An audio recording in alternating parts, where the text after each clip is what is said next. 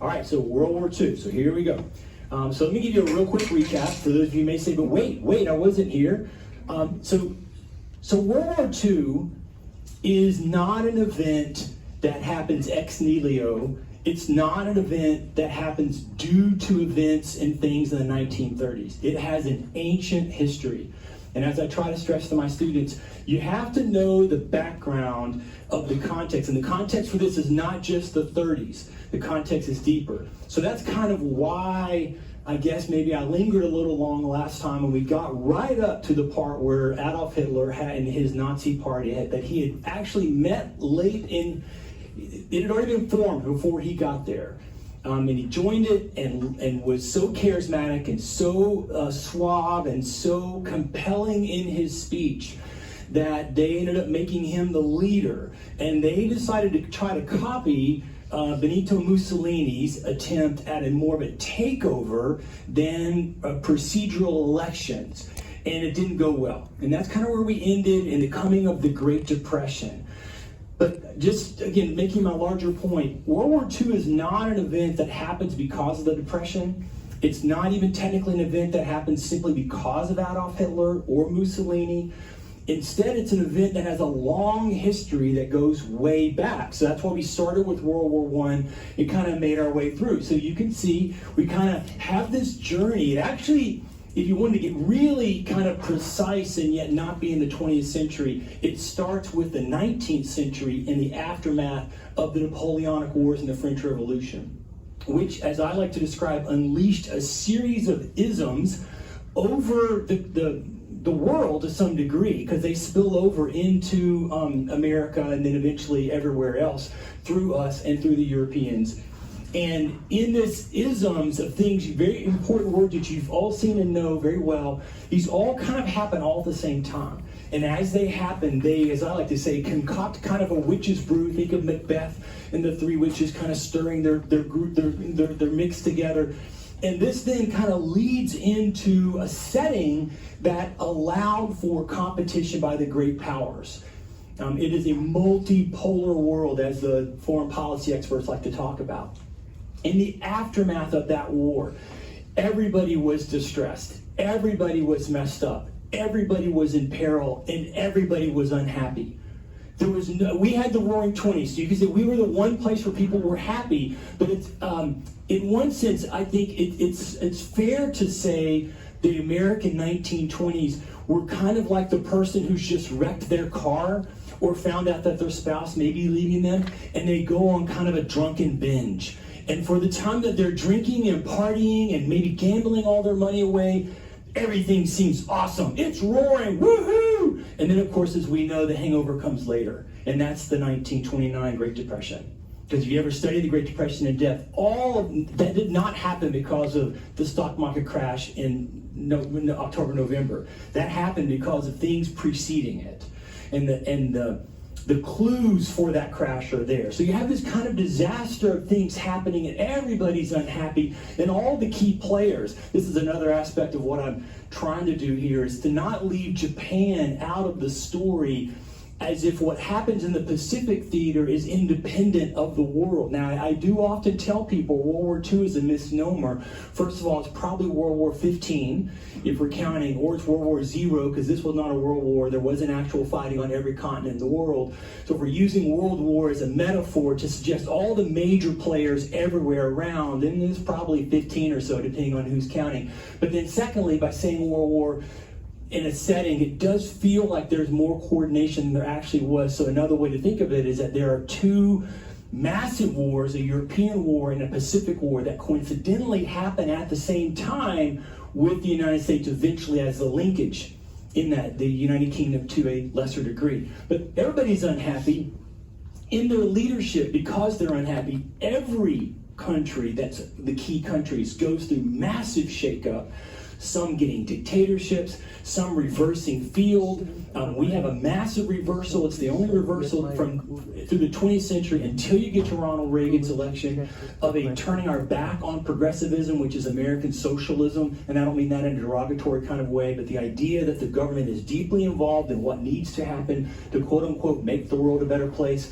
That was the ideology of the populists and the progressives. We're going to look at them in 2024 also, because a lot of people don't really know the populists. And you can see, of course, some of the famous names here: Mussolini, Stalin, here's Hitler.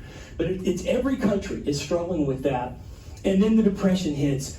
And because the United States, through the 20s, had gotten deeply involved in the world economy, one key thing to think about that happens out of World War I, and this is perhaps instructive for our own day, is that the nation that had been the world's banker and the world's policeman no longer could do the job.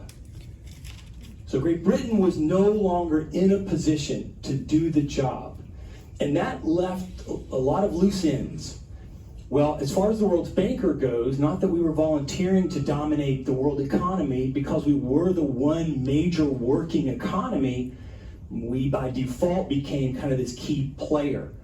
In the middle of, again, sort of fallout from the failure of the Treaty of Versailles, we felt sorry for Germany, and we thought we could help things by economically stepping into a gap that they were into. It's a longer story, but that's the short version. So that we were tied to Germany. In essence, we were loaning money to Germany, and in some cases giving money to Germany. They were using that money eventually to pay off their debts of reparations to France and Great Britain, who then, of course, were paying back us for the loans we'd given them in 1914-19. And if you get that, you now realize why the Marshall Plan was us just giving billions of dollars away. It was like, yeah, forget it, just take the money. Let's fix stuff up. We're not going to ask you to pay us back. And as you may know from the Marshall Plan, we just give billions of dollars away to Europe to try to help them in the aftermath. So all these things kind of happen in this moment. And one of the key ones, which is where we'll pick it up and head out with new material, is the Nazi Party, which had been a party developed in the aftermath of World War I, before Hitler's involved. It's a nationalistic party. It's technically inaccurate to call it fascist. Fascist party is the Italian version of this. But it usually becomes, and we talked about that in depth last time, what fascism is and how difficult it is for us to kind of wrap our heads around. But in any case, there's some similarities between what the Nazis were doing, and they were popular to some degree in Bavaria, but their attempt at an overthrow in Bavaria had not worked all the way out. But they weren't wildly popular until the Depression hit.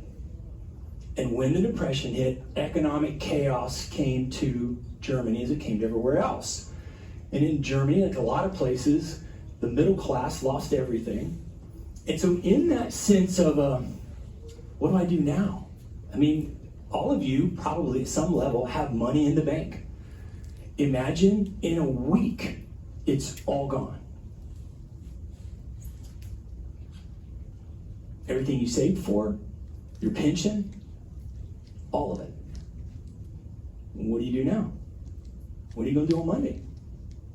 I mean, some of us would still be working so we could count on a new salary, but any savings you had accrued, any sense of stability that you thought you had, gone. And then there's a political party saying, well, A, we know who to blame, and B, we know how to fix it. Now, even though you and I probably think in terms of, well, prove it to me, kind of Missouri show me state stuff,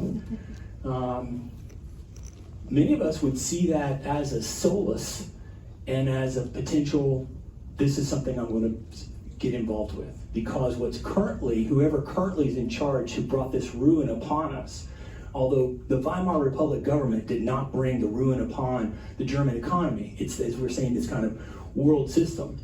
So as you can see in the elections, they were doing well. They had risen up by 1930, but still. And of course, they're a parliament, so in a parliamentary system, you're not ever voting for the leader. The leader is whoever is the leader of that party, which in this case for the Nazis was Adolf Hitler. And he was you had to vote for them, right? So they have a seat that they're voting for. So it is correct to say Hitler was elected to office. But you're electing the party more than you're electing an individual, slightly different than how we do it, which many of you may know that. After the Depression really sinks in, you can see in the 32 election they won 230 seats. It's not large enough to have the majority on their own, but if you know anything of parliamentary systems, you've ever studied or hear what's going on in a whole variety of places in the world today, you know that these parties, whoever's the largest parties, end up being tasked with forming a government. So Hindenburg was a hero from World War I, and he felt like the best thing that he could do, and some other pretty rich industrialists felt like, what we need to do is we can use this youngish leader who's charismatic, and we can control him, and in controlling him, we can guide the country through this chaos.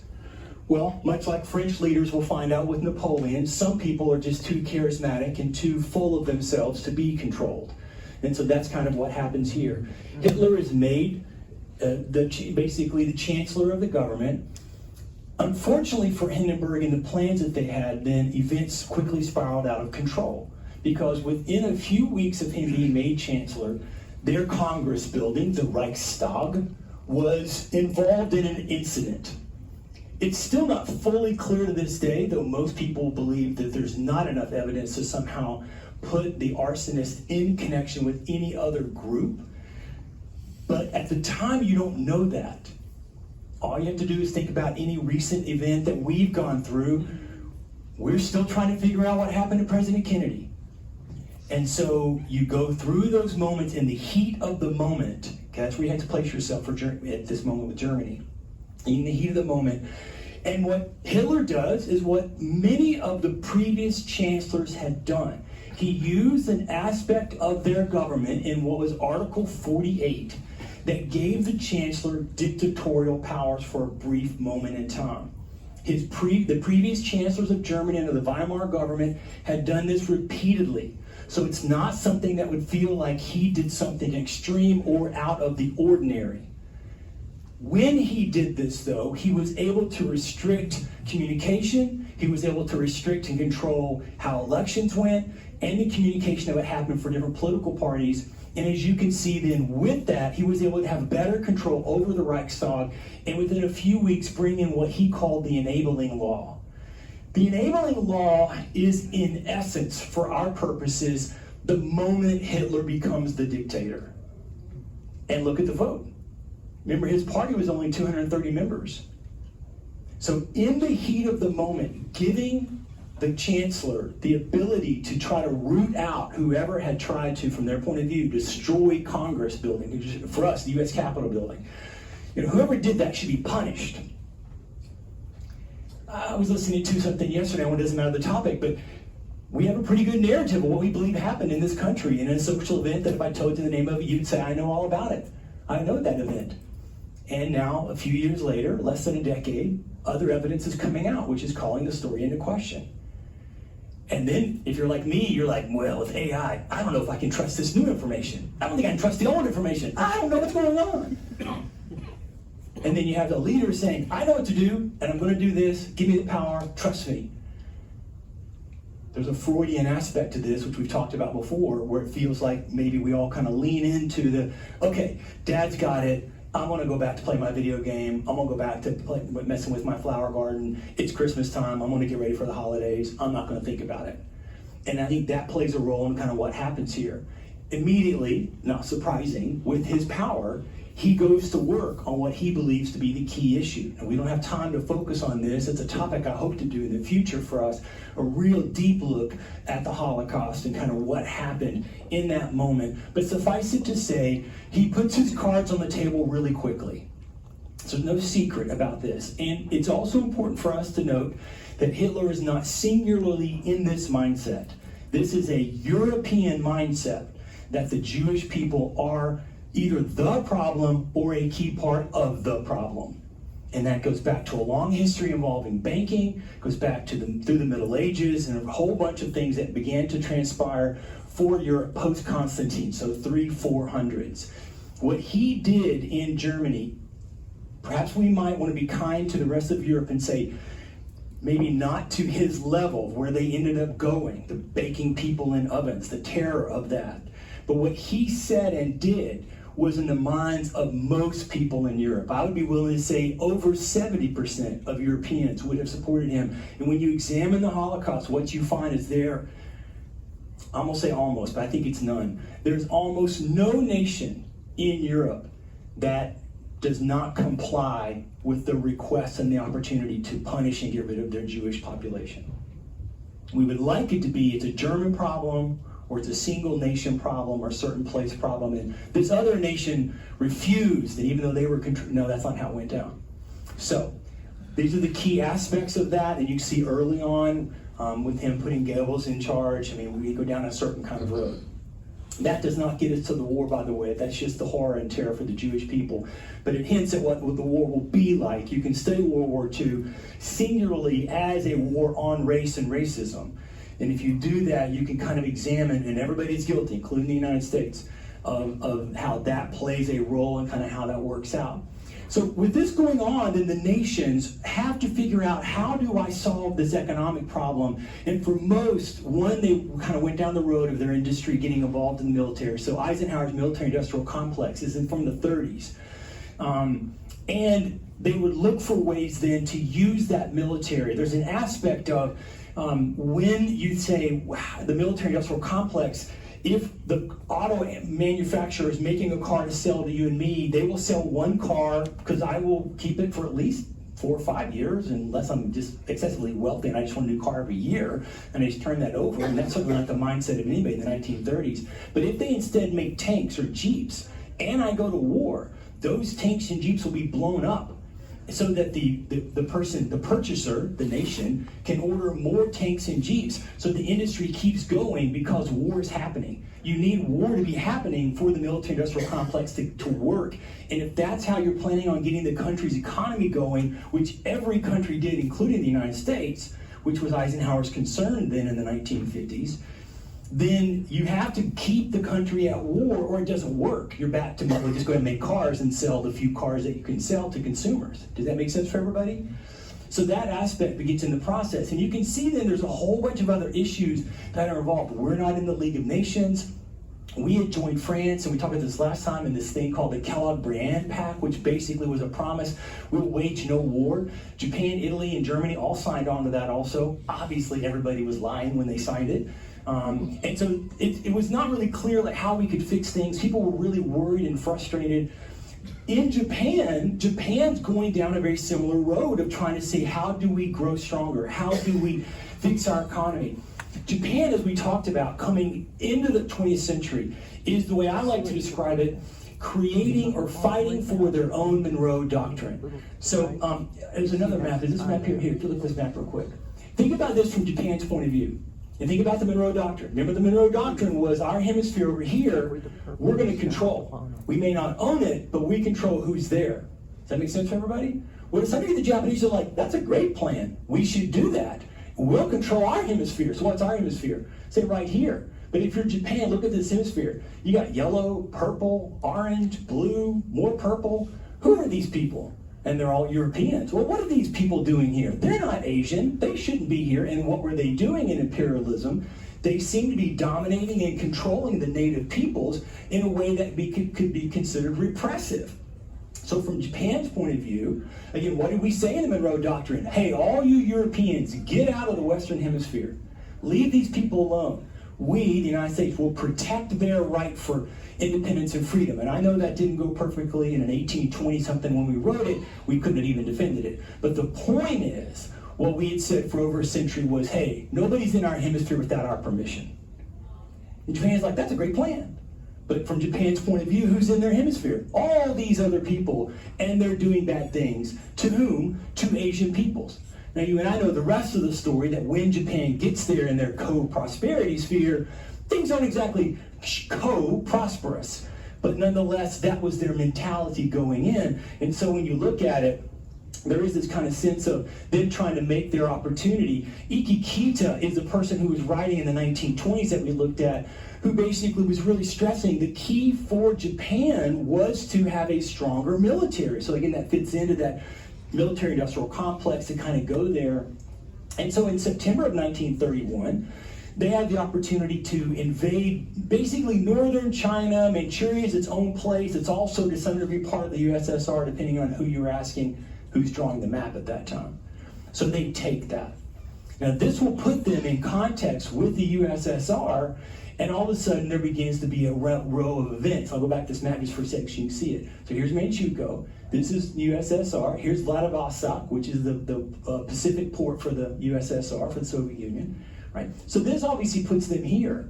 and they're on the border with these people. And so there began to be a whole bunch of border incidents in the process between the Japanese and the USSR as to who would control that land.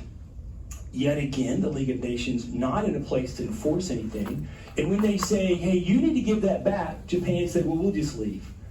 We don't need to be in this group anymore. And you can see then the weakness of these multinational organizations that progressives like Woodrow Wilson thought would save the world. All law is only as good as the willingness of every participant to obey the law. So if you and I start running all the stop signs, there's not enough police to put one on every corner where every stop sign is. And then you and I won't know how to approach stop signs anymore because we can't be certain people will actually stop. Think about just in the general sense of how transportation would happen in your neighborhood, how that breaks down. And so from that, psychologically, your entire trust of the system begins to break down. So law's only useful if you'll obey it. And Japan's already saying, well, we don't want to. They're not the only ones in this process. And this leads to a Japanese domestic crisis, which you can see best here.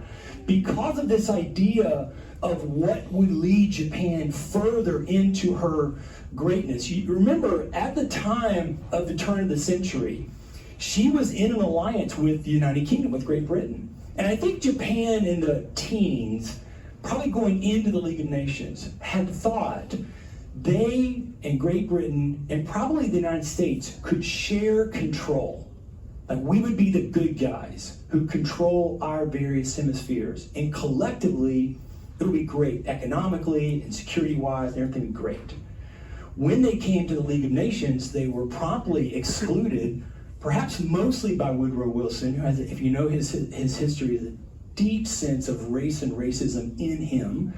I'm not saying he was necessarily anti-Asian, but certainly he was not supportive of Asian ideology and ideas in Paris in 1918-19.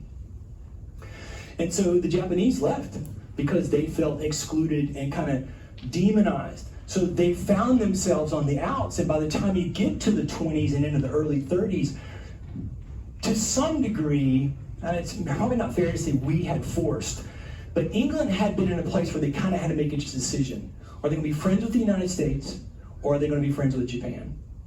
And we had put them in a place where you can't be friends with both. And obviously, back to this map for a second, you know, of course, our control here are the Philippines, here's Guam, here's Wake, here's Midway, all coming out of the 1898 Spanish-American War. And economically, it was great for us to be involved in the Pacific theater of, of economy.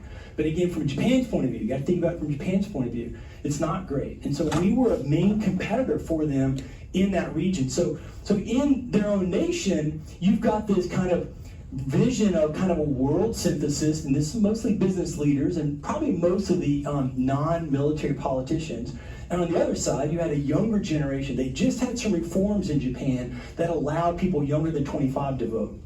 So you had this whole burst of young adults who were enthusiastic, who were pro for their country, and they were also kind of offended by what had happened in the Treaty of Versailles. And so they're on this pro-yay Japan side of things that ultimately will lead to the military control that comes out. The prime minister in 32 is assassinated. The military does not effectively take over at that point, but the nation's in internal turmoil over this issue. So you've got this kind of happening. Hitler and Mussolini are both going to copy this idea of using the military-industrial complex to kind of build up things. And so you can see one of the rules for the Treaty of Versailles was a cap limit on all military, basically, expenditures for the Germans. And Hitler basically takes the position of, make me. And so it's in 1935, he goes forward and makes this kind of charge to say we're going to increase. They begin, the German military leaders, not thinking at all politically, nor, to be fair, thinking about any upcoming war, but we're doing what people do in every industry. How can I innovate? How can I do something different? What would be something cool to try here? You're not necessarily trying to do something quote-unquote wrong or bad. Nonetheless, the Germans are developing what eventually you and I will know as their blitzkrieg, their lightning warfare, rapid-moving, responding military. And so in March of 36, against the Treaty of Versailles, they send troops into the Rhineland. If you ever wanted to think, could there be a moment to have stopped World War II as we know it, this is the moment. right here. And Hitler admits it. He knows that if France or England roll any of their troops in to confront them, he would have to back down. His own army leaders do not want to do this. But this is a hint of how Hitler's getting, again, it's easy and I think appropriate to not like Adolf Hitler. And at the same time, as a scholar, I need to be able to push back from that and just take it as neutrally as I can.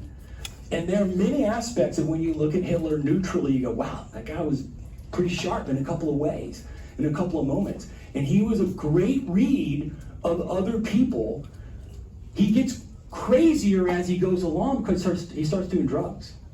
By the time you're in 41, he's kind of beginning the process of losing his mind. So that by the time, if you ever want to see a good picture of it, go watch the movie Downfall. It is a horrifying movie, and I don't like horror movies or scary movies, and it's a chilling kind of movie, and it's Hitler's last days, and it's very well done, and it's fairly historically accurate. You know, most Hollywood movies aren't, but this one's really close. So he can read the room, and he's like, I think I can pull this off. Because what's the West doing? They're in their own turmoil. They're economically upset, and they don't have a leader who's willing to have the backbone to stop me. So I'm just going to go for it. And what he's going to be able to do is kind of play into this idea. One of the major failures out of the Treaty of Versailles is Woodrow Wilson's unleashing this phrase of self-determination, which is the heartbeat of nationalism. And it's a longer topic than we have to get into now, but you're going to see Hitler, Mussolini, and some of you read the Japanese, playing this card again and again and again. You guys said self-determination. So I'm asking for. Who lives in the Rhineland? A bunch of Germans. Why should we not have the ability to defend ourselves? Self-determination. And he knew that both the British and the French would not try to oppose him, that they couldn't try to oppose him. In Italy, Mussolini's doing the same thing. He's going to go even further. For Mussolini, he's determined to turn the Mediterranean back into an Italian lake. And to do that, he's going to replicate the Roman Empire. And so where he starts is in Libya. And he goes into Libya, and so there's definitely a dark side of what happens here in Libya of kind of brutal control of North Africa. This, again, touches into late 19th century imperialism. So you have to kind of do a whole session on 19th century imperialism, which is one of those isms. And Italy, of course, wasn't even a country until 1850, 1860, 1861 technically. But so they're late in that game of who can get what land. Of course, Libya's directly across from them, so that was a convenient one to go get. But then they take a step further and they go into Ethiopia. And so they use this to invade a foreign country. Ethiopia was one of the very few African nations that had not been conquered by Europeans. The Italians were on both sides of them, up here and down here, where they had taken over Somalia. And so they basically made a pretense, again, on self-determination. There's Somaliland, it's being held by Ethiopia. In other words, over here near Somalia, there's land where if you took account, there are more people of Somalian descent than there are Ethiopian descent, ergo self-determination. This is a failure of self-determination. It's an impossible thing to imply because you're always going to have some minority group of people living in various places. If you narrowly draw the circle, you can say in that place, they're the majority, so shouldn't they be their own thing? And this unleashing of self-determination was a terrible misreading by Woodrow Wilson about European nationalism, which is a whole story unto itself. They're not, the Italians are not as well positioned militarily, and it comes out. A European-based army probably should have rolled through the Ethiopians quickly. The Italians struggle, which was kind of a clue about how they're going to do in World War II. This gets into the frustrations and the complications of Europe. As I just told you, England and France could have opposed Germany in the Rhineland, but they don't. Part of the reason they don't is because of the sense of guilt over what happened in World War I and the Treaty of Versailles. And part of it is it's so complicated in Europe at this time. Is Hitler a bad guy? You and I can look at some things that happened in 33 and 34 and say, of course, just on that alone. But he was fairly elected. Is it the role of some other country to go to another country and say, well, you fairly elected a jerk, so we're going to come invade your country? And you should go to yourself, oh, that sounds familiar. Yes. And when you're the world's policeman, as we are today, If your neighbors are blasting their stereo, do you want to call 911 and have the cops break through their door every time the stereo is too loud? Most of us would say no, but then you get in that situation of what do I do when I'm unhappy with my neighbor, and it seems like there's not ever a good solution, and all those issues of human relations, as you probably know well from your own lives, kind of peter into that story. So, you know, the British were thinking being friends with Italy would be helpful against Germany. And remember, Italy had been on the Allied side in World War I, so maybe they would be again. So that means we need to turn a blind eye to what they're doing in Ethiopia. But at the same time, look at this. In 1935, the British had reached out to the Germans and had signed basically an agreement so that it, to some degree, caused a problem with France. So all these things are happening all at once that seem to make it unclear as to which way things should go in the process. Then the crisis spreads further because Spain erupts into civil war. The Spanish Civil War becomes like a preseason game. It's an opportunity for all the countries who are going to fight to use and try out their tactics. Unfortunately, not all the teams who are going to fight in 1939 to 45 come to play because the nationalists, the fascist Italians, and the Nazi Germans were happy to send their troops in. Meanwhile, the French and the British were not. The Russians were too far away, although they would have been more on the side of the Republicans. And so it's kind of a messiness that's involved. Notice how the League of Nations is helping Italy and not helping Italy. And first they're like, well, you're bad. And they rescind themselves. They go backwards. Again, if this makes you wonder when you see the UN Security Council kind of teetering back and forth between who's got the veto and who doesn't on a variety of issues, this is very similar to that moment in which it's not clear which way they're going to go. And eventually, as I'll show you in a second, Italy just said, we're going to leave the League of Nations also. Because it's just, I don't want to waste my time anymore. I'm tired of you guys telling us how to live our lives. This brings us to Franco. There's a whole sub-story here involving Spain, Spain's choice to not be involved in World War II. There's some debate amongst people, is Franco a fascist? I'm on that side that he's at least in league similarity-wise in the group he creates. That's very similar to what you see both in the Italians and the Germans. There are others who are like, no, it's not really fascist, it's something else. Some of that, again, is that idea that fascism is so difficult to pin down, and we want it to be more simple than it actually is.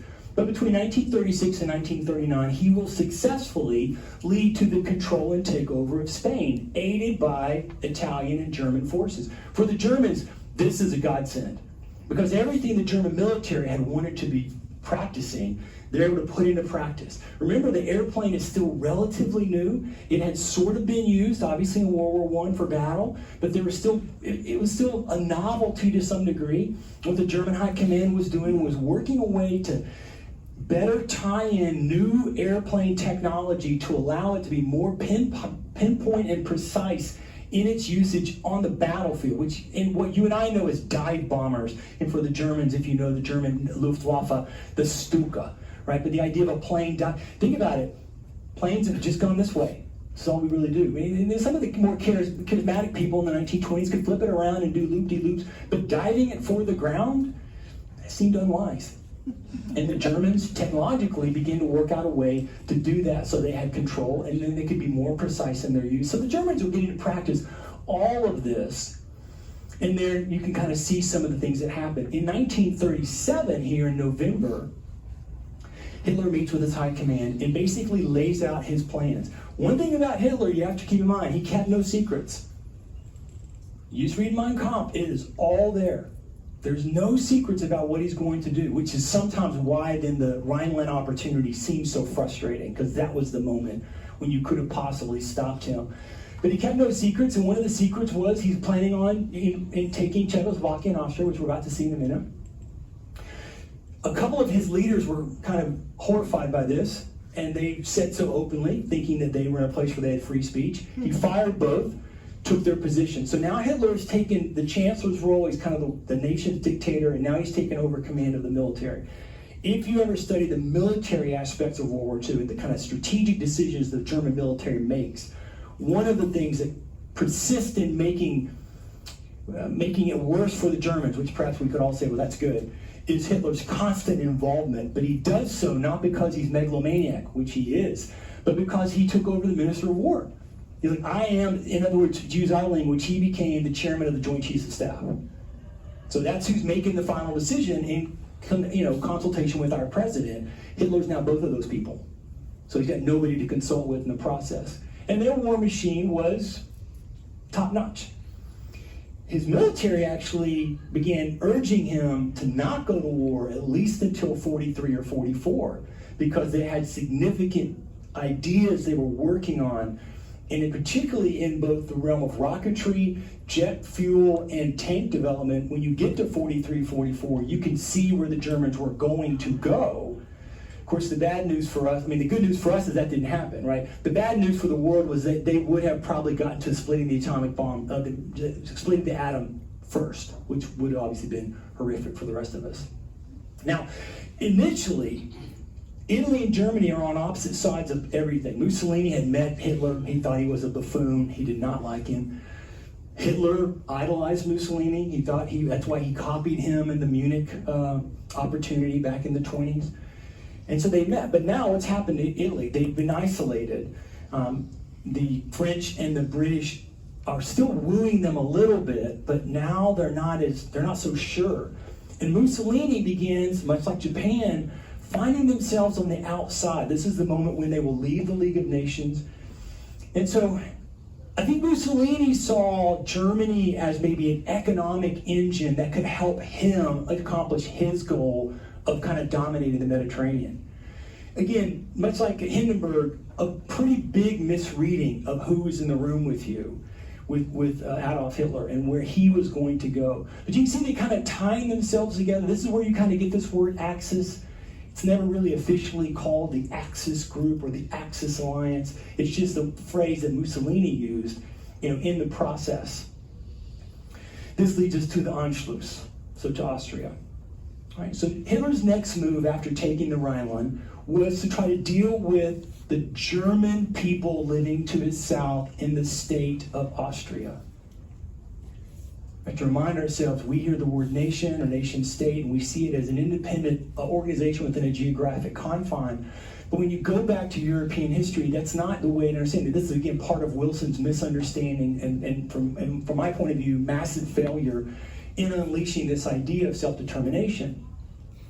For, at this point, 1,100 years, Europe, Central Europe, had lived like this. And if you go back to 800 when Charlemagne begins, all of modern-day France was also included in what was known loosely as the Holy Roman Empire. By at least 1100s, the city of Vienna, and by the 1200s, the family of the Habsburgs had become the dominant force in this place. So that's all you have to know for now. There's a lot more I could tell you, but for all you need to know is that this was Central Europe. And it was dominated by the family here in the Habsburgs in Vienna. So this is after, so you see the HRE is dissolved in 1806. This is after. And by the time you get to 20th century, Central Europe, which until 1870 is not anything, becomes Germany in 1870, was controlled by the Habsburgs in Vienna and the Hohenzollern family in Berlin, Prussia. So the Prussians and the Austrians. And they had a long rivalry going back to the 1600s. And they hated each other. They fought some wars. But from the Austrian point of view, we had run Central Europe for 800 years. We were it. And then suddenly in 1870, we were kicked out. Now, this is part of what leads to World War I, because as you can see, they want to continue having an empire, and as you know, they'll go south. They'll get involved with Serbia and the Balkans and the Italians and a whole bunch of other stuff involving European history in the late 19th century. But all that to the Anschluss. When the League of Nations had happened, the Austrians had requested, let us just be part of Germany.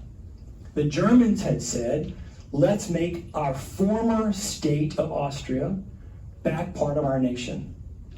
But because the Allies in 1919 were so determined to punish Germany, they said no. And so Austria now was no longer not only not part of Central Europe, not part of Germany. Go to Austria, maybe travel to Austria, they speak German. They don't speak Austrian.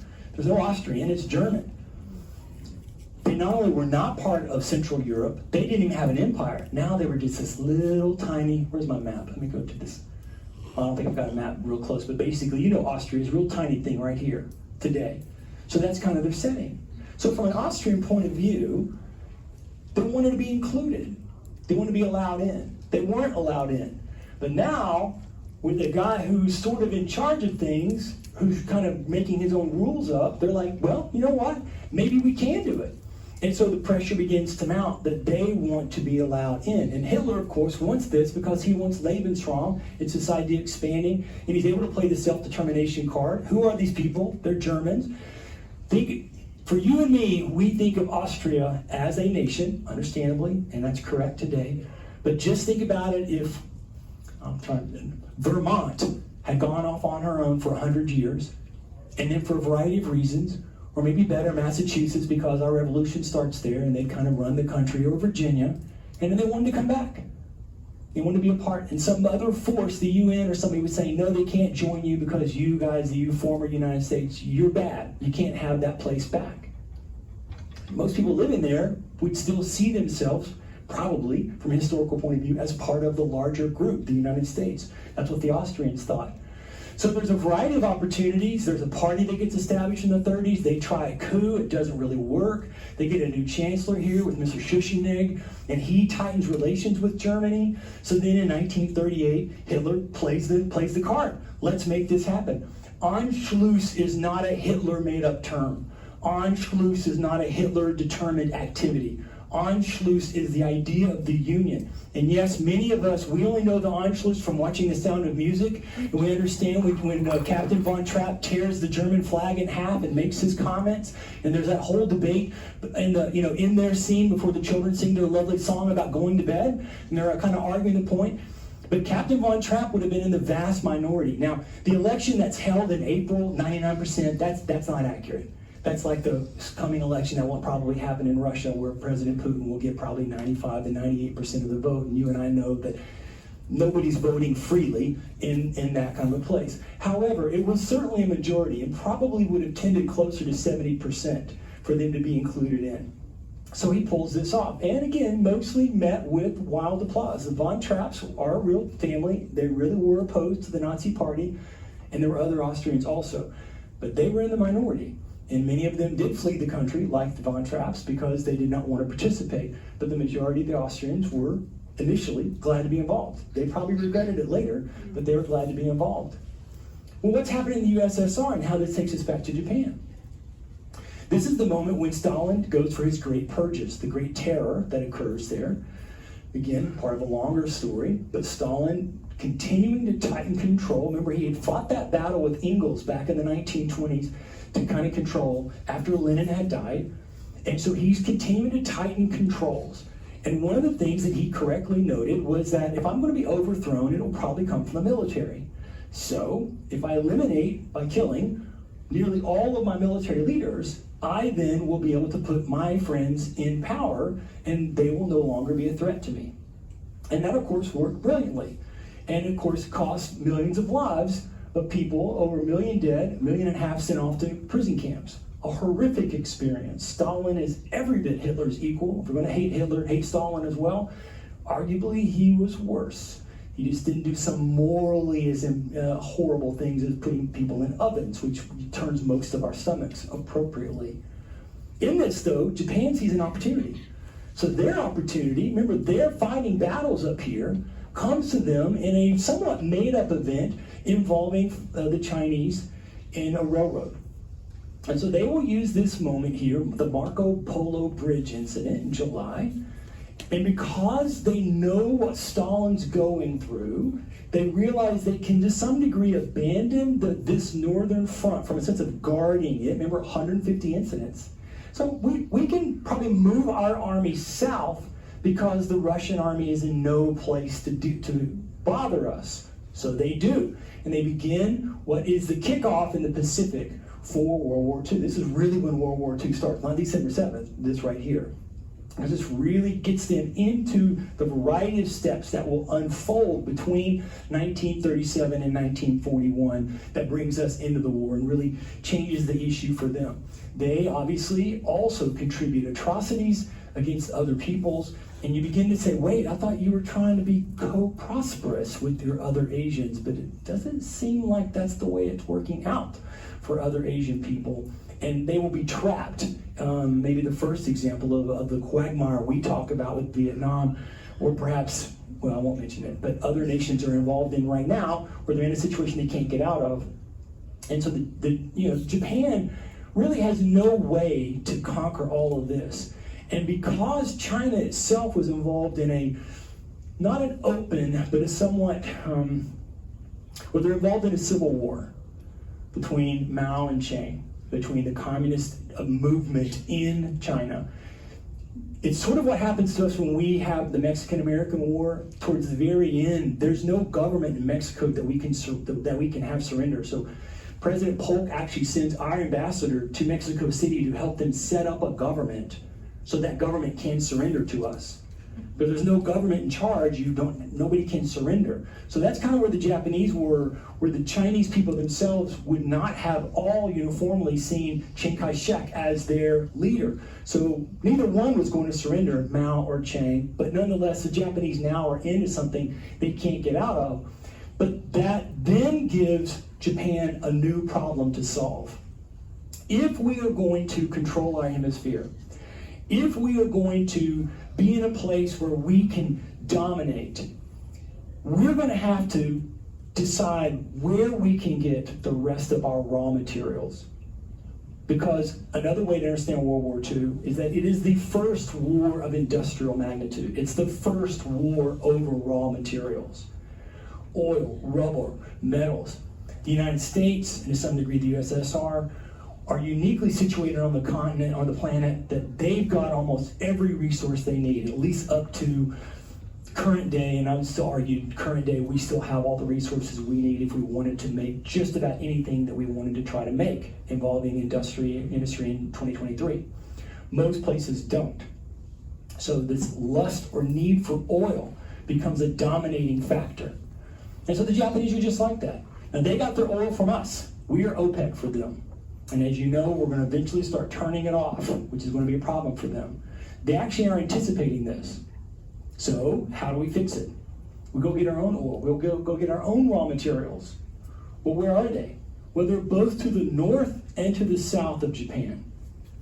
Up in the east side of Asia and in what was then called the Dutch East Indies. But all that down in modern-day Indonesia, down in that area.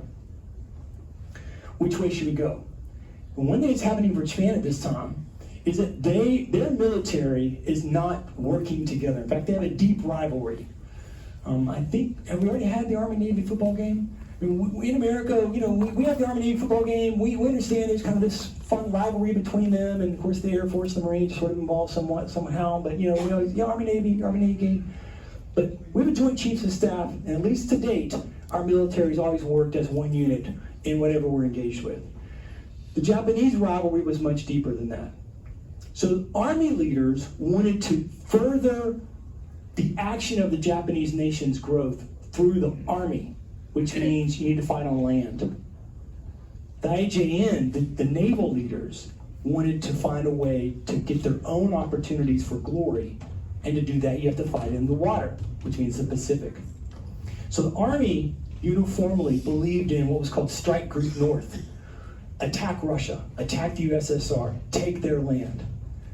The Navy, Strike Group South, go to the Dutch East Indies, go down to Singapore, go down to that area, which involves all those islands in the Pacific. But then remember where the Philippines lies.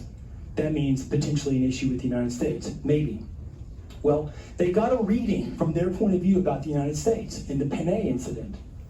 They attacked one of our ships, openly flying our flag, basically sunk it, ran it aground. Some soldiers were injured, a few were killed. We protested. They said, oh, we're sorry. And we did what most people in the West would think is appropriate to do. We said, okay, I appreciate your apology. We'll just let it go. I'm not going to go to war with you over this one incident.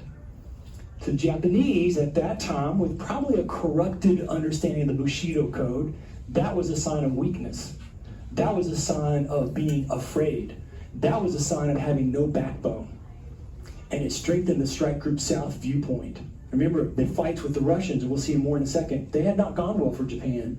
And so the Russians, they thought maybe the USSR is going to be tough. Now, what are we doing at this time? Well, we're trying to stay out of it. I don't think it's fair to use the term isolationist a lot of times in the United States. This is really more a reflection of what I call the Washingtonian doctrine.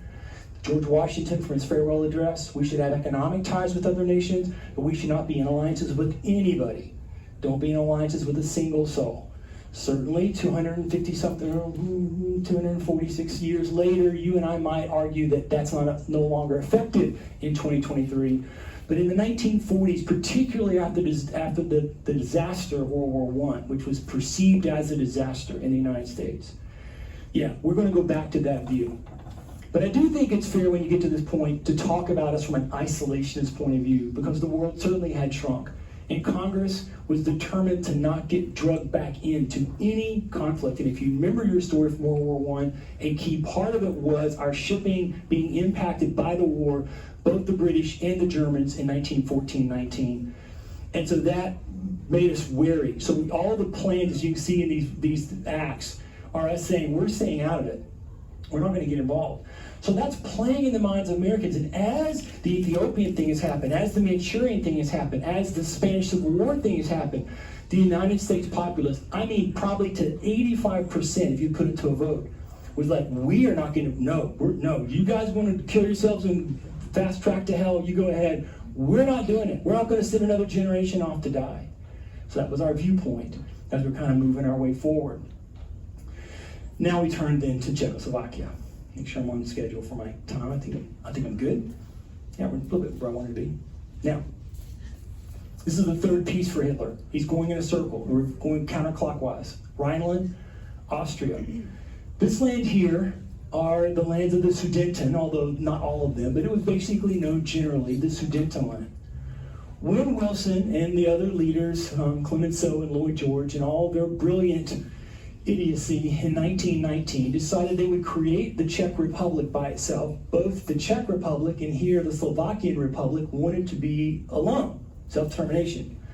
They were forced to be together, which is a whole different story, but in the process, it was determined to make them better defensible against the Germans, because remember, World War I, who's the bad guys? The Germans.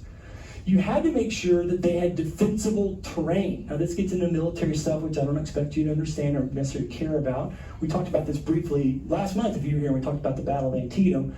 But in military, it's always sort of a math equation. I know that involves human lives, and that's crass of me to say it that way, but it's a math equation. Who's got the most people, or what other factors are involved?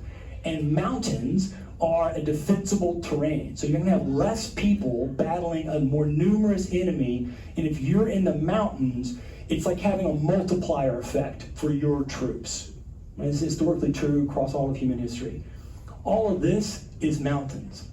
So is this right here a little bit, but this right here is mountainous terrain. So it was decided to give that to them, even though nearly 100% of the people living here were German. Actually, a lot of the people living here were of German descent. The Czech people are not German. If you go to Prague, they don't speak German. They speak Czech, or Bohemian if you want to go further back. Like the word Bohum is right there. But this was given to them. So Hitler's like, that's our land. Self-determination. So come on, give it up. And he begins making that movement. Now, unlike the Austrians, the Czech people were, no, we're not going to, no, we'll fight you. And they realize we've got the defensive position to do it. In May, he's able to get support from Mussolini. Again, support for what? For attacking Czechoslovakia? No. As you'll see, Mussolini's actually growing more afraid that a war is going to start. And what Ethiopia has shown him is, my troops are not really all that good. So not the Italian people necessarily, but technologically, we're not necessarily as positioned for a war as the Germans. And now he's beginning to worry about this partnership. He's kind of like, oh, this guy Hitler, he seems a little gung-ho for fighting. And I don't want, but Hitler's request of, I want the Sudetenland. I want back the land of Germany. I want the German land where if you took a vote, it'd be 80, 75% German. It should be ours. And come on, self-determination. Mussolini says, yeah. This gets us to Great Britain's position. Now, in 1937, Neville Chamberlain had become the prime minister. Previous to this, he was chancellor of the Exchequer. Now, he gets a lot of grief piled on him by people who studied World War II, I think most of that is misplaced. And you would have done much the same, particularly if you were in Britain. But let's see if I can explain it. Previous to this, when the invasion of Ethiopia, he had seen, and he was right, that the League could no longer be relied upon by itself to secure the peace of the world. In other words, Chamberlain comes out and says what people like Woodrow Wilson would not have wanted to admit, that, hey, it's a great idea, we'll all sit around and have a conversation. And, just to put my cards on the table, I think the UN is not much better. And instead of having, 75 years of no war, you and I know we've had 75 years of only war. And the UN seeming incapable of stopping it. Well, there's reasons why I think human history would tell us. That's a different rabbit trail, Carl. Don't go down that road. But I'm just saying, don't put your hopes in some organization that's supposed to supposedly enforce something that you know is unenforceable. You were here when we did civics 3 months ago, one of my professors, and he talked about the realistic school of foreign policy. And you don't have to buy in on his full thing, but I do think it's important for us to say what can happen, not what I wish could happen. And you have to then, from my point of view, work from there. And so Chamberlain's saying it. Now, unfortunately, then, he's going to then pull into this idea of appeasement, and you're going to kind of see it. Now, he wanted to rearm while also getting better relations.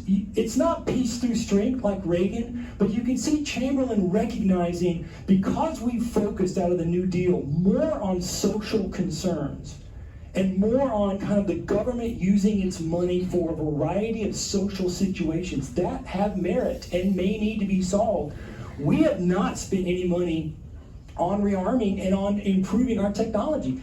This will be why Singapore and Hong Kong fall so quickly when they fall, when the war begins, because the British who ran both those places had not done really anything in the previous 20 years to improve their technology and their defensive capabilities. So he's going to try to move into this idea of appeasement. And again, you have to put yourself in the place of the French or the British or the Americans. I just showed you the Americans. We don't want to get involved, and we got a whole two oceans between us. Britain has a channel, but that's not much. And of course, France is right there on the continent. We don't want to go back to war. Isn't there a way to not go back to war? And the way to not go back to war, you hope, is by making concessions. You hope that will appease the other. And so that's the whole viewpoint of where they were going. Except for taking the position, and certainly Churchill will become, at the end of it, when you look at it, you say, well, he was right. Yes. And probably 80% of us in the room here, maybe 90% of the room, would have voted for Chamberlain, not Churchill. Because what was Churchill promising, what he said later, I have nothing for you but blood, sweat, and tear and war. And in this room right now, if our president said similar to that, we would all be horrified, because none of us want that. I don't like the whole war thing. I don't own a gun. It's not my style. What do you do if it's what's required? So in any case, he's trying to figure out how pragmatically deal with internal issues from a social point of view, as well as now this rising threat. And so he determines he's going to go meet Hitler. He says, I need to see him face to face. Chamberlain believed that he had the capacity to also read the room and get the measure of the man. If he did, it will be turned out that he was incorrect here about Hitler in the process. So for Hitler, he recognizes, one, locationally, nobody can help Czechoslovakia. They're just too far away from everybody. But then also psychologically, I don't think anybody's going to come help them. I don't think it's possible. So he's thinking, I need to keep pressing. Now, you have to understand that Hitler is, from the moment he becomes the chancellor, there are numerous attempts on his life and or attempts to take over the party, if not by killing him, then by eliminating him and his leadership. You know probably 2 or 3 of the famous moments, but there are several. So again, from Hitler's point of view, you can't sit back and rest on your laurels. There's a couple of moments where if you're playing a video game of World War II, and you're playing the Germans, you might decide, I don't need to make that attack. I don't need to go there. I can just sit and rest for 6 months and let my money build up or something. But that's not accurate because people hated you. It's not accurate that the German people, once the war begins, are somehow all gung-ho pro-Nazi. Many of them are, but remember there's no more elections. So there's no real way for us to gauge that. And if you spoke out at your peril, much like in Russia today. And so you always have to kind of measure that, and I'm not trying to absolve Hitler of anything, nor absolve the German people who certainly, absolutely knew of the death camps that were their neighbors. And it's to their great discredit they didn't try to do something. However, for you and I, as the scholars, we're trying to just walk our way into it and say, well, can I understand what's happening here? And so from the German position point of view, Hitler at least is saying, I cannot sit around and wait for things to just transpire. I got to make things happen. So he's kind of eager to press into this. He meets Chamberlain, who's eager to avoid a global war. So in Chamberlain's mind, is there a way to possibly give up the Sudetenland to Germany, and will that make him happy? And you can see Hitler's charged to him. Look, if that's really where you are, if you're prepared to recognize the principle of the right of people to self-determination, you can just see Hitler throwing down that on him. Like Woodrow Wilson. I mean, you weren't personally there, but your boy was there. Lloyd George was there. You all signed in on this. Self-determination. It's what we're talking about. Then we can continue the discussion or see how the principle can be applied in practice. Hitler was absolutely a bully. And if you've ever been around a bully, then you know sometimes they know how to use their verbosity and their loudness and their anger and what can come off at times as unhinged nature. There's very famous stories about Andrew Jackson blowing up in his cabinet to the point that they freaked out and would be cowed by him. They would leave the room and he'd turn to his aide and said, they thought I was mad, didn't they? Total game for him. And if you've known somebody who's a bully, you say, yeah, I've lived through that. And it's hell to live through something like that. And that's who Hitler was, and he knew how to use that effectively. They meet, and then Chamberlain goes back. He thinks maybe we could kind of work things out, but Hitler's own situation, he's not going to sit around and not, wait on European determination to kind of work a way out. So about 3 or 4 days after they met, it's pretty clear Hitler's going to go to war, and Czechoslovakia is going to defend itself. And had they gone to war and fought in the mountains of the Sudetenland, it's not clear who would have won. The Blitzkrieg does not work in mountains. So it's not clear what would have gone down had they fought that war. But Hitler recognized nobody's really going to, defend them in the process. By the way, again, the German generals were opposed to this. Remember, they don't want any general war until maybe 1945, maybe not to 1950, when they would know they would have an insurmountable technological advantage.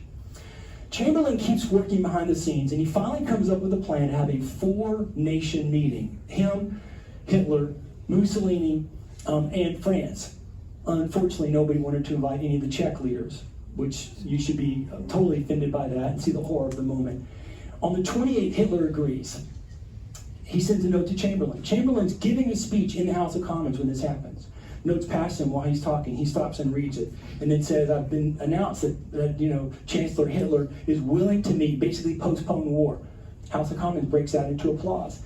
Chamberlain was not appeasing on his own or in some way that the British people were not fully in support of what he was doing. So they meet in Munich, this very famous Munich conference. There was a recent movie about this, and I can't remember the name. I think it was on Netflix, actually.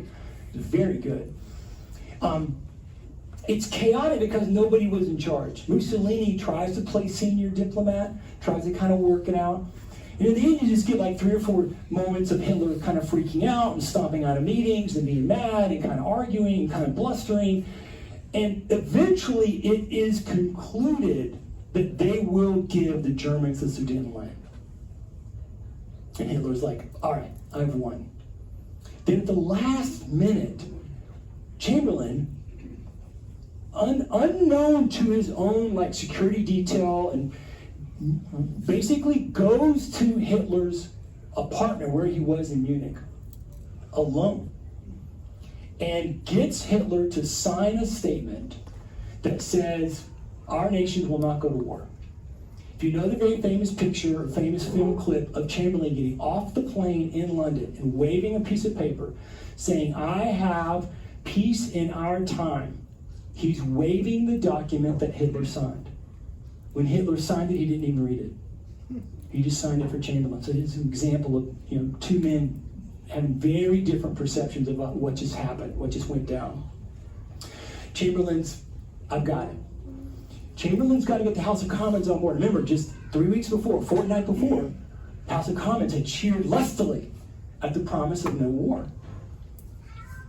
Chamberlain goes into the chambers, makes a speech. Here's what I've agreed. Here's also what Hitler signed to. The Labour Party, which is in opposition at the time, gets up and makes a very strongly worded speech against this plan and against what Chamberlain had done. All of a sudden, you can imagine Chamberlain going, wait a minute, you all were cheering for me. And then to his shock, Winston Churchill got up and made a very important and famous speech in which he blistered Chamberlain and openly mocked and defied Adolf Hitler. Well, guess who's listening on the radio? There's very good evidence that suggests there's a, I don't want to overstate it. You can see the vote, it was approved, but there's some evidence at least that Hitler might have followed through on the agreement. And the agreement, again, the first part of the agreement is just the Sudetenland. The rest of the Czechoslovakian lands will be left alone. But when he heard the derision from people like Churchill, he took it personally. Again, go back to a bully. Many bullies are thin-skinned. The moment you say anything about them, and they have long memories, and they fly off the handle because you insulted them. And that's what happens for Hitler. Now, he doesn't immediately invade the rest of the Czech Republic, but basically just a few weeks later, as the Czech and Slovakian leaders were negotiating amongst themselves as to what this means, Hitler had already said he wanted to set up a Slovakian republic, which Slovakian leaders were like, yeah, cool, that's what we wanted in 1919. And there's some debate. Hitler used their dissension as a reason for invading. And so he invades the rest of the Czech Republic and takes the rest of the Czech Republic. That was not actually on the initial plan of Hitler. It was probably going to fall to his hands anyway within a year or so, had he just had a little patience. By doing it the way he did, the best way to say it is that he completely lost the support of the rest of Europe, which I'm about to show as we head our way to Poland here as we wrap up. So here's where we've gone. There's the Rhineland, which had been still part of Germany, but not allowed to be occupied by troops, and they'd taken that. Here's Austria, where the Anschluss had happened. Here, the outer, can you see the outer of this? This is the Sudetenland, which they took first, and then they took the rest in March of 39. They create Slovakia as its own country, which the Slovaks wanted. Not trying to blame the Slovakians, but just to make the point. And the Slovakians will be like the rest of Eastern Europe, minor partners with Germany in the rest of their wars, particularly with the USSR. And this sets us in motion for going to Poland.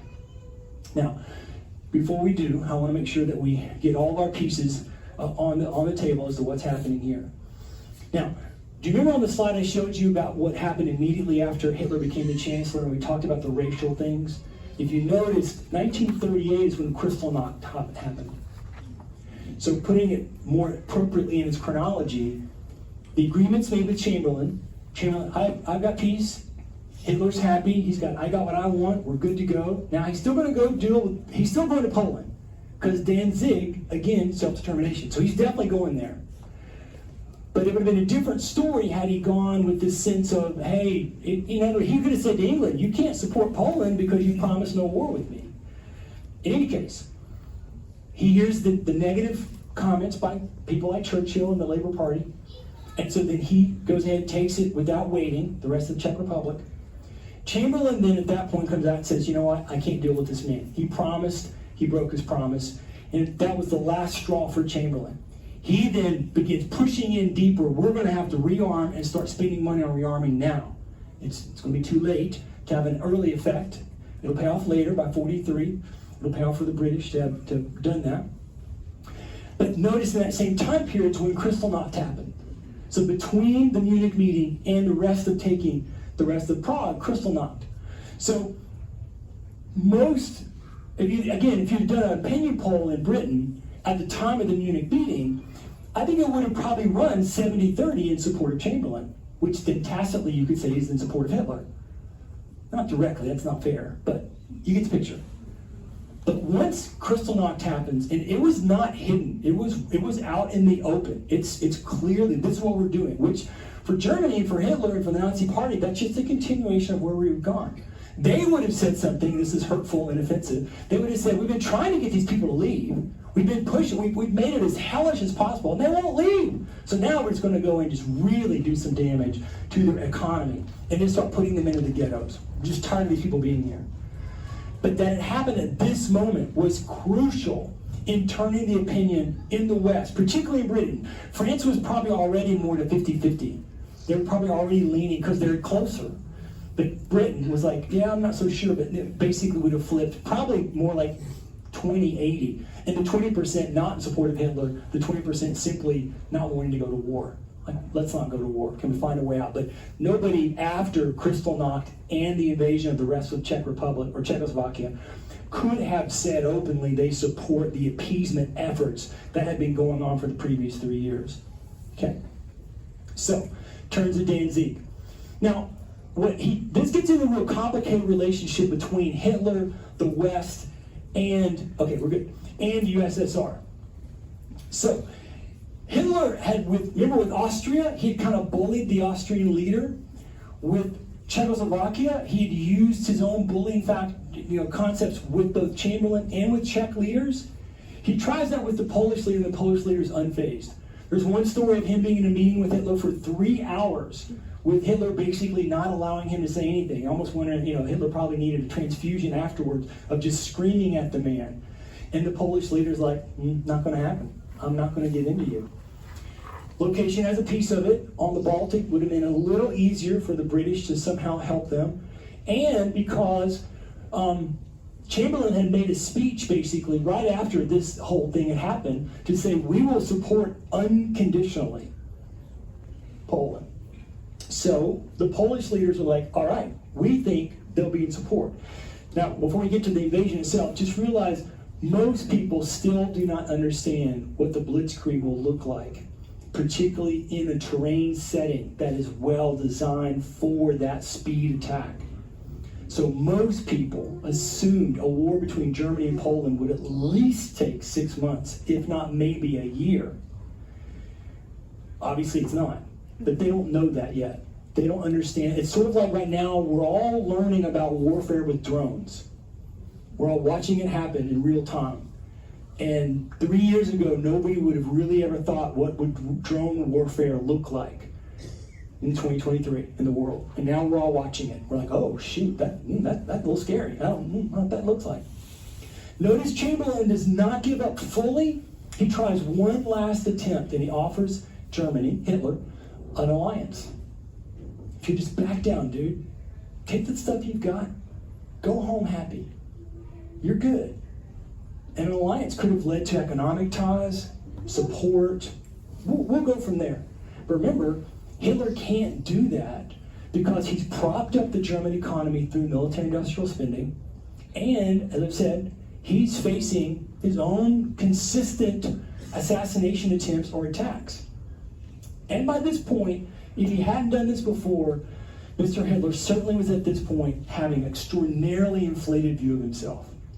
He is now beginning to believe that he's destined.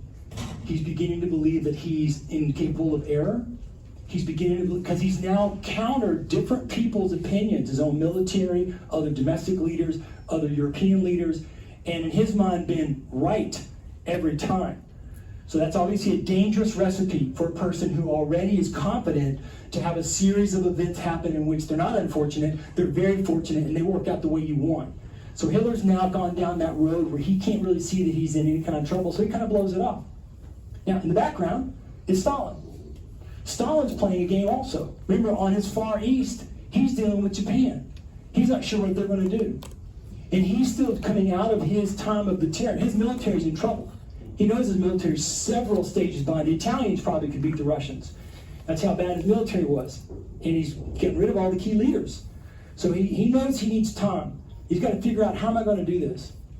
He doesn't initially reach out to the Germans. He's actually reaching out to the British and the French. But remember, Mr. Stalin's a communist. So if you're Britain, or you're France, or you're the United States, you can't get in that bed. And so there's challenges as to, well, what are we going to do and how are we going to do it? So there's kind of this double game. Now Hitler, I think, recognizes that this may go to war. There's other things when France and England declare war, where Hitler like literally shot. Like, I can't believe it. But I think he recognizes, I need to protect and only fight one war, which will be with France and England. So the way to do that is to ensure that there's no attack from Russia. Both Stalin and Hitler and both of their militaries had assumed a war between each other sometime in the next 10 to 15 years. And they did military gaming for all that. But for the moment, it was convenient for both to kind of work stuff out. And so they tried that. Both Ribbentrop and Molotov are tasked by their respective leaders to try to work out an agreement, if at all possible. Now, Molotov also was responsible for getting an agreement with Britain, if possible. So they're kind of playing both cards in the process.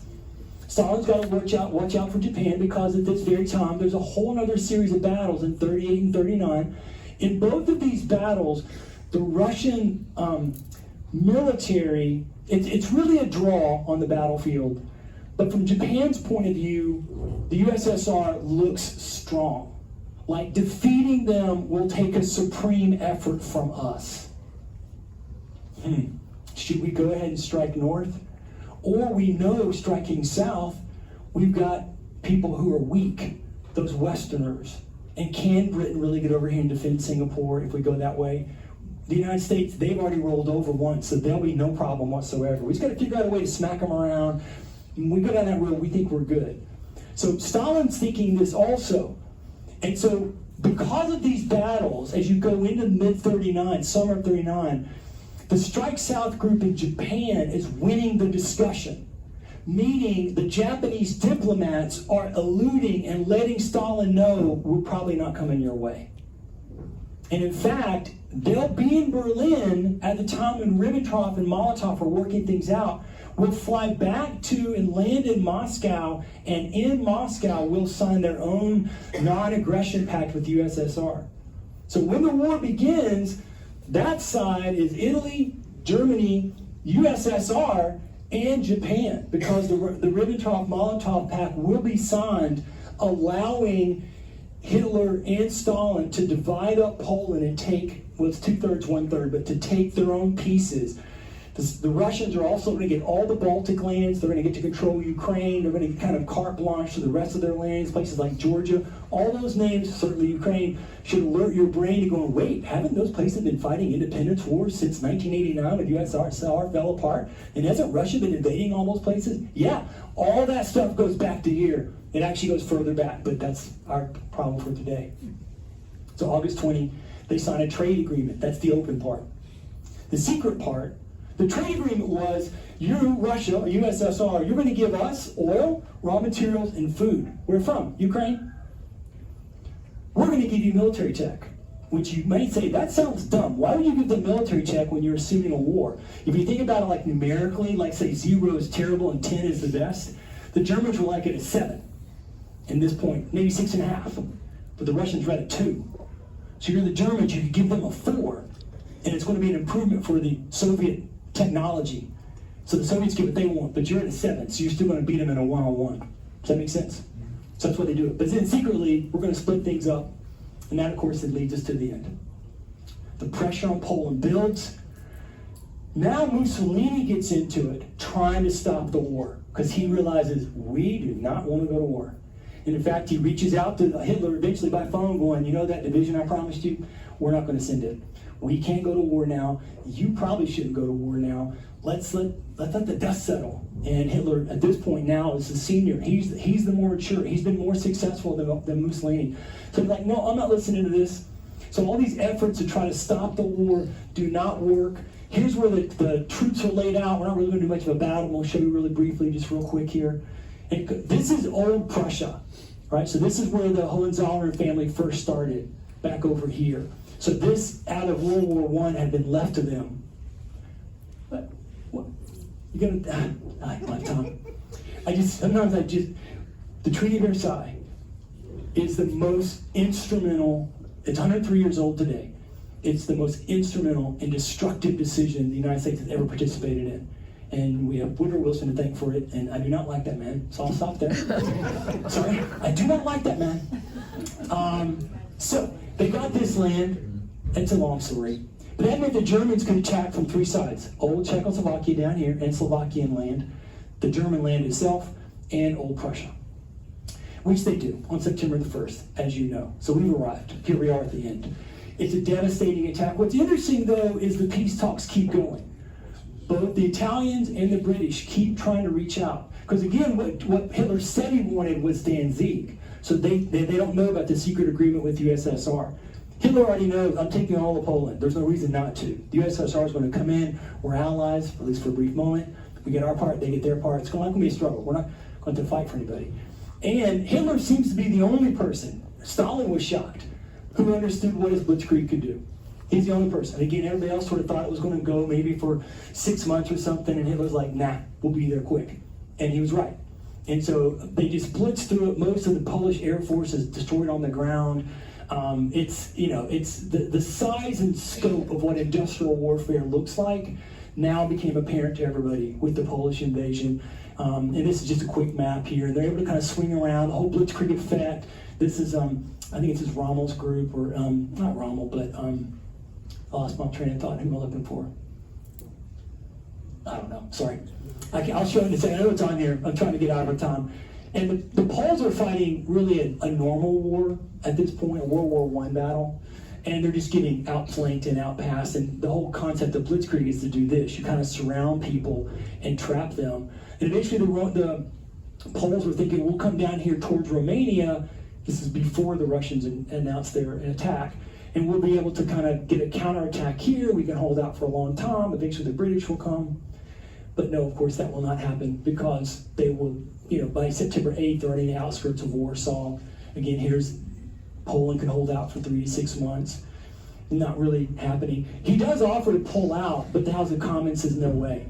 You have to give everything back. And at this point, you can see the lines have been drawn. Britain's going to fight. They're going to protect what they believe or fight back against this over-aggressiveness, and they're going to try and stop in the process. So eventually, Guderian, that's the name I wanted. I'm so sorry. Guderian is the one who's sweeping around here. So the Polish people are kind of surrounded, and then on the 17th, the USSR. It would have been quicker. Stalin did not assume that he had to worry about timing. In fact, there was a moment in which the Germans could have easily taken all of Poland, and there was a brief concern amongst the Russian high command of like, are we going to have to fight the Germans? Because we'll lose. And then Hitler gave out an order, no, pull everybody back. This is the agreed upon line. Stop here. We did our part, and so the Russians were able to kind of do their part and take over. Warsaw surrenders. Poland surrenders on the 27th. And that's where we are, right? The whole thing's over. This gives you a scope here, right? So over 200,000 people killed, 14,000 Germans lost through the Blitzkrieg. The Blitzkrieg was so creative and successful in the correct geography. So it's not going to work in Russia, as you already know. And it's a disaster for the Poles, right? You have close to 6 million people being murdered, and it's just a disaster. The first of clear evidence for what this will look like when the Germans work out what Hitler said he would do. Well, I mean, Hitler's not holding any secrets and not doing what he said he would do. He's doing what he promised, and so this is our map. So again, this is now here. Slovakia is its own place. The Germany, quote unquote, is all this. Then all this is now being given, including, and this is obviously showing Ukraine is already part of the USSR. They were, but the Ukrainians were already having an independence movement at this point, which the Russians were brutally put down. And that's our story. As you know, World War II is now on. Britain and France have said they are in. President Roosevelt, Franklin Delano, comes out openly in support of the United Kingdom, begins working in Congress to not undo the isolationist effects, but begins, for Roosevelt, he also seems to be someone who's a good read of another human and says, we're going to have to be involved at some level. And so he begins really trying to maneuver and will through the rest of 40 and into obviously 41 before we're attacked in December to put us on the side of the United Kingdom and on the side of France and the Allies, as they were known, as they're involved in that. And with that, we have made it to the end. And do you have any questions? I mean, there's a lot you could ask. Do you have any questions or anything you want to ask me before we charge our way, hopefully, into a more happier topic with our holidays?